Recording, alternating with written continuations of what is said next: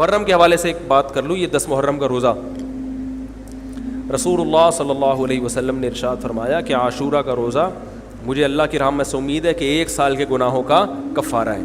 تو بڑی فضیلت ہے. رمضان کے بعد سب سے زیادہ فضیلت عاشورہ کے روزے کی ہے, 10 محرم کا روزہ. سمجھ رہے ہیں محرم میں ہمیں شریعت نے کیا کرنے کا حکم دیا ہے, اسلام کیا کہتا ہے. پہلی بات, اسلام یہ کہتا ہے کہ محرم میں روزے رکھنا دوسرے مہینوں کی نسبت زیادہ ثواب ہے. رمضان کے بعد تو زیادہ سے زیادہ روزے رکھیں, اور اسپیشلی 10 محرم کا روزہ 1 سال کے گناہوں کا کفارہ ہے, یہ اور زیادہ ثواب ہے. پورے محرم نہیں رکھے جاتے تو کیا کرنا ہے, 10 محرم کا رکھنا ہے.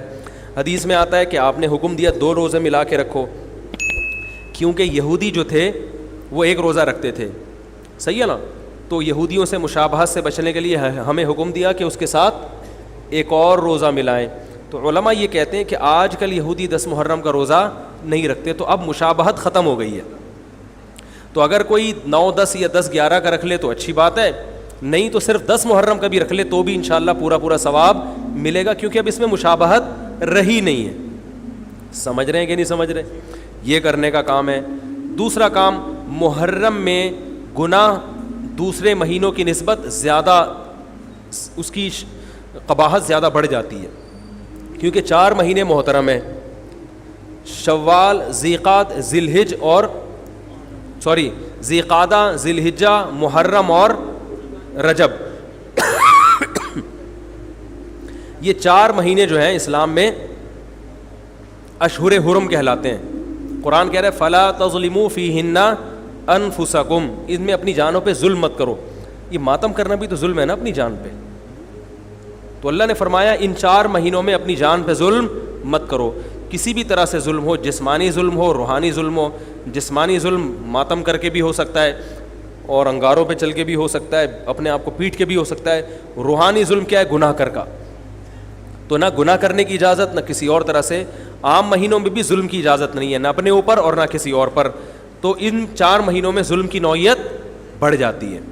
سمجھ رہے ہیں, یہ ایک محرم کی فضیلت ہے اسلام میں.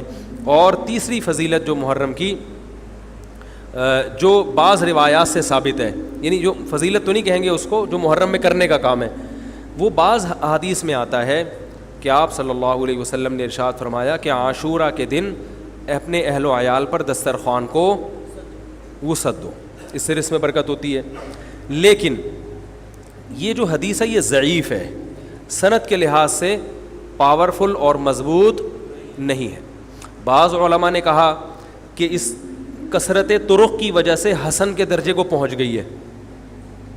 ہمارے ہی بعض اکابر علماء کی رائے ہے, علماء جو بر صغیر کے علماء, بڑے بڑے علماء ہیں, میں نام نہیں ذکر کرتا لیکن بہت بڑی اپر لیول کے علماء ہیں, ان کی رائے یہ ہے کہ یہ ضعیف اتنی ضعیف نہیں ہے کہ بالکل ہی مسترد کر دی جائے, ٹھیک ہے نا, اور تعدد طرق کی وجہ سے درجہ حسن کو پہنچ گئی ہے. علامہ ابن تیمیہ رحمہ اللہ تعالی, جن کو سعودی عرب میں بہت فالو کیا جاتا ہے, ان کی رائے اور سلفی علماء کی رائے, جو سعودی عرب کے العثیمین, بن باز وغیرہ تھے, ان کی رائے یہ کہ یہ حدیث بالکل صحیح نہیں ہے, اور اس کی کوئی حیثیت نہیں ہے کہ دسترخوان کو وسیع کیا جائے اور عاشورہ کے دن کھانا کھلایا جائے. سمجھ رہے کہ نہیں سمجھ رہے؟ لیکن جو دوسری طرف معتدل علماء, معتدل سے مراد میں ان کو برا نہیں کہہ رہا, لیکن وہ انہوں نے حدیث کی جو, اب اگر آپ سندوں کی تحقیق کریں گے تو اس کو بالکل من گھڑت قرار دینا درست نہیں ہے. اگر سندوں کی تحقیق کریں گے تو ایسا معلوم ہوتا ہے کہ علامہ ابن تیمیہ رحمہ اللہ تعالی, جو ہمارے لیے قابل احترام ہے, انہوں نے اس حدیث کو رد کرنے میں تھوڑا مبالغہ سے کام لیا, غلو کیا ہے. ایسا نہیں ہے کہ بالکل ہی اس کی کوئی ویلیو نہیں ہے. تو ضعیف روایتیں ہیں لیکن کثرت طرق کی وجہ سے درجہ حسن کو پہنچ گئی ہیں. سمجھ رہے کہ نہیں سمجھ رہے؟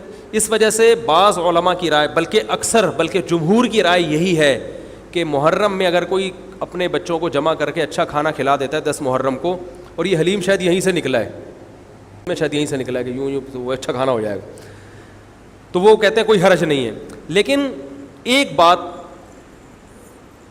جو دوسرے علماء کہتے ہیں, جو میری بھی سمجھ میں آتا ہے, بلکہ میں نے پہلے کہیں پڑھا تو نہیں, میرا دماغ اس طرف گیا, لیکن اس کی تائید میں علماء کے فتاویٰ مل گئے.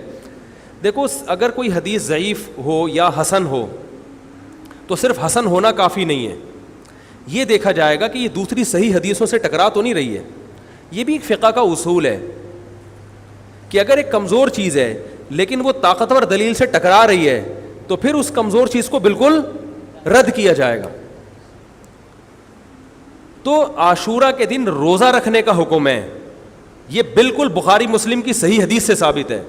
اور جو کھانا کھلانے والی روایت ہے وہ اس ٹکر کی نہیں، اس کو تو ابن تیمیہ جیسے محقق نے بالکل ہی کالعدم قرار دے دیا، بعض عرب علماء نے بھی بالکل کالعدم قرار دے دیا، اگرچہ ہماری رائے ہے کہ بالکل کالعدم نہیں ہے، لیکن بہرحال اس میں محدثین کا بڑا اختلاف ہوا ہے. جبکہ روزہ رکھنے والی جو روایات ہیں وہ بالکل بے غبار ہیں، ان کو سب صحیح مانتے ہیں.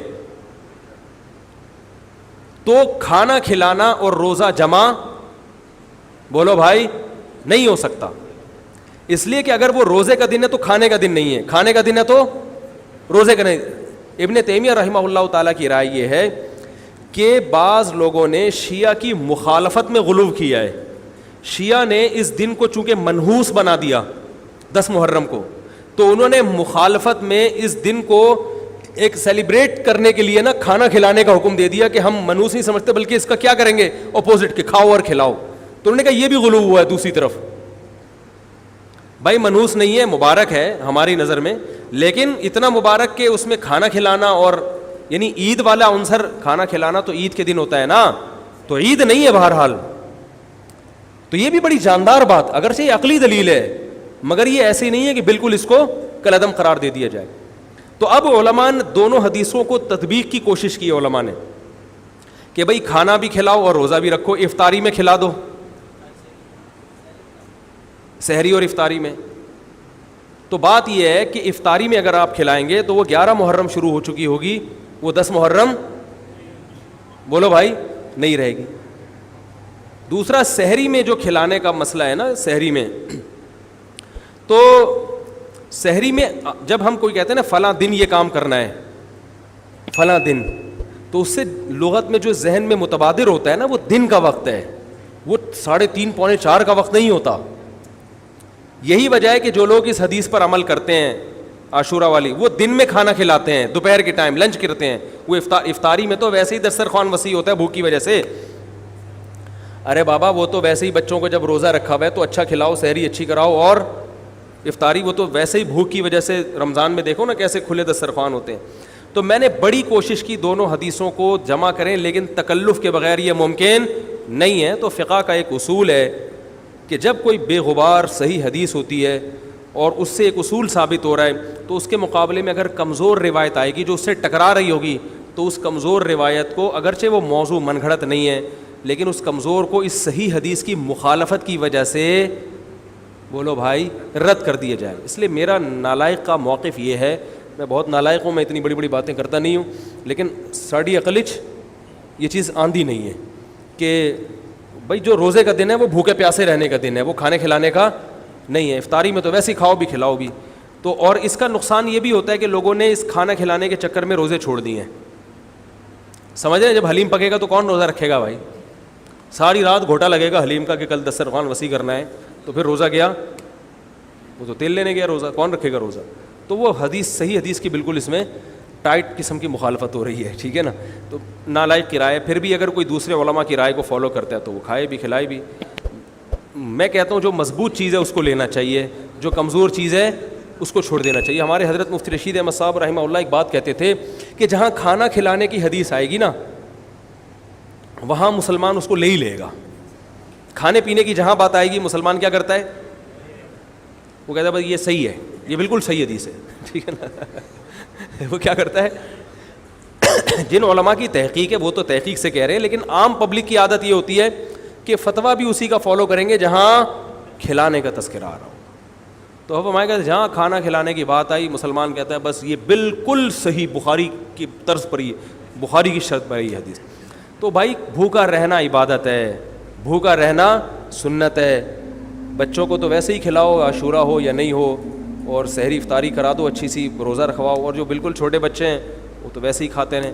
تو اس لیے، اور پھر اس کا نقصان کیا ہو رہا ہے؟ حلیم کے گھوٹے لگ رہے ہیں پوری پوری رات بیٹھ کے. اس کے الگ نقصانات ہیں، سبیلیں لگ رہی ہیں.